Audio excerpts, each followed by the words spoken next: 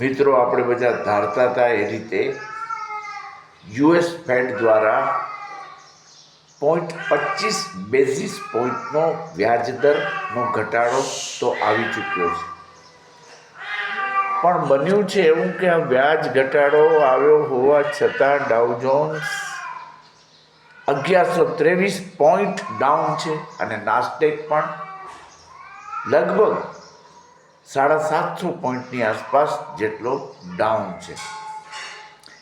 તો રોકાણકારોને સવાલ થાય છે કે જો વ્યાજ દરોમાં કાપ આવ્યો છે ધારણા પ્રમાણે, તો બજાર આટલું બધું કેમ ઘટ્યું છે? સ્વાભાવિક રીતે આ પ્રશ્ન થાય.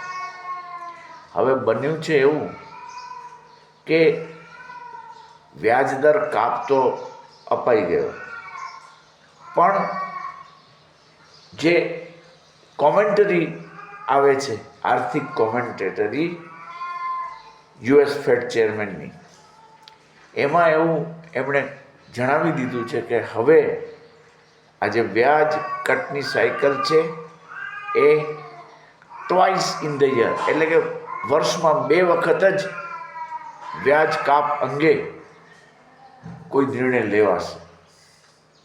એટલે આ જે બાબત સામે આવી એને કારણે અમેરિકન શેર બજાર ધ્વસ્ત થઈ ગયા છે. પણ આપણો જે ગિફ્ટ નિફ્ટી છે એ લગભગ 60 થી 70 પોઈન્ટ જેટલો અપ ચાલે છે. ગિફ્ટ નિફ્ટી ઉપર બહુ ભરોસો રાખવો પણ વ્યાજબી નથી, એટલે આજે કોઈ તમે ટ્રેપમાં ના આવી જાઓ તેનું ધ્યાન રાખજો.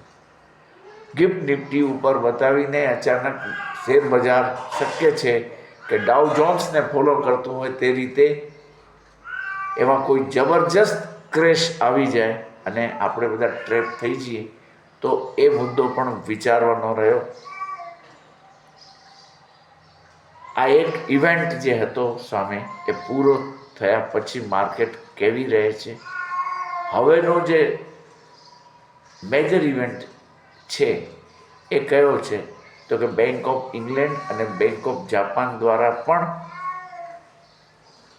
વ્યાજદર ઘટાડાની બેઠકનો નિર્ણય આજે આવવાનો છે.